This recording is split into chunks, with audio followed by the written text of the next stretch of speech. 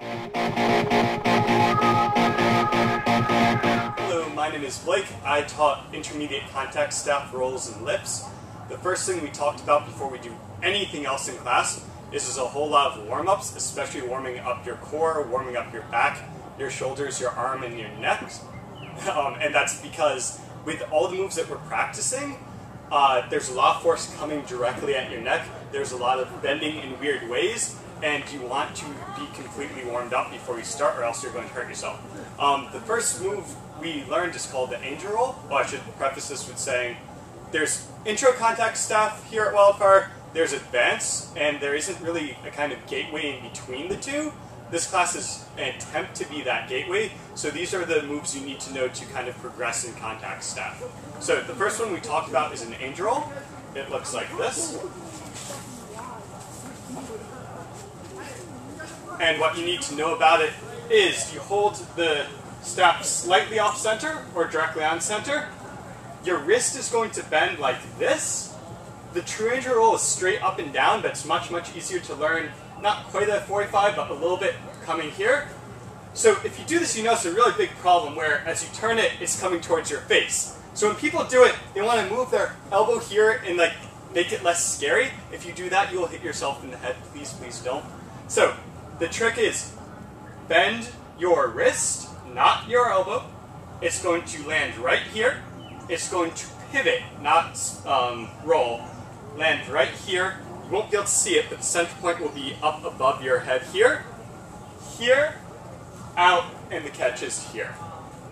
So that's angel rolls. They're very useful. One of the intermediate to advanced moves. We talked about this idea of when you're practicing your angel rolls, they're going to fall on the ground all the time. And so instead of reaching down and picking up your staff, we practice a light kick up like this. And that's for our next roll, our next trick, which is called the static roll, where you watch the center point the entire time, and it goes across your back to your other arm. The tricks with that are, everyone wants to start with one arm up really high or the other one really low. Very, very gentle incline, and watch it all the way till it gets to the shoulder. Drop your shoulders, drop your neck to flatten out your shoulder blades, and then down this other side. There's also a variant that looks like this, where it gets to here, you pause, you turn, and you go the other way. Something I didn't do because I was bad is right here you get slightly off center, so that way when you pause and turn, it's easier to get back on center. So that's static rolls. We talked about conveyor pivots, which is the idea of, this is a conveyor belt here, but what if you want to do it turning in a circle? And so the easiest way we said was when you get to right here, at this point, you take it, you put the staff on the back of your neck. If it gets to here, you take your hand, you take it back out. So the idea is here, like that. You can add in extra beats with your elbows by doing it like that. And we talked a little bit about doing it in floor plane, like that. Floor plane is actually slightly easier because it's not spinning like this, so you have enough time to do it however you want. You don't have to really worry about dropping it. After that, we talked about cage Steve stuff very, very slightly.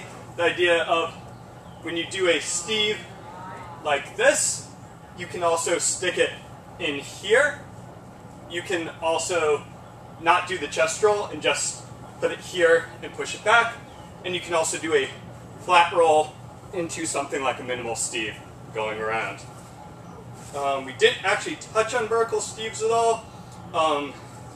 We did touch on duckouts, but I want to quickly only to say duckouts are like doing neck wraps, except they're continuous. So it's the idea of you get here, and you just, either by spinning around or by ducking out your head, can, for an extended period of time, stay underneath your contact staff. It's really useful if you want to do groundwork. Last thing we touched on just as the time ran out is Matrix, because everyone loves the Matrix. It's sort of one where in the Matrix movies, Neo is like dodging bullets. It looks very much like that. That's how it got its name. That's the one that you really want to be warmed up for, or you'll hurt yourself. The trick for it is twofold. First, Normally when we do a neck wrap, the point goes on the back of the neck. This side it's actually going to go on the closer side. That's because when it gets around to here, you want to have most of the staff out to the side so you have more leverage to spin it around. Second is it gets to here and you want to wait until the staff's almost hitting you in the face before you duck and turn, because that will once again give you more leverage, keep it seated on your shoulder. So the idea is it looks something like this. I just messed up. Let me try it one more time. A little bit too far back.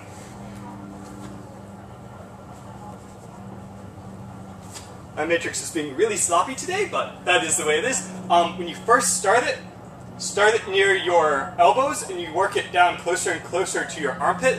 The idea is it's the same exact thing as a full Steve, but up here it's very easy. You have this very large range of motion. In your elbow you have some medium range of motion, and down by your armpit you don't really have any motion at all. So start here and work your way down. Once again, my name is Blake. This was Intermediate Contact Staff Rolls and Lifts. Thank you for watching.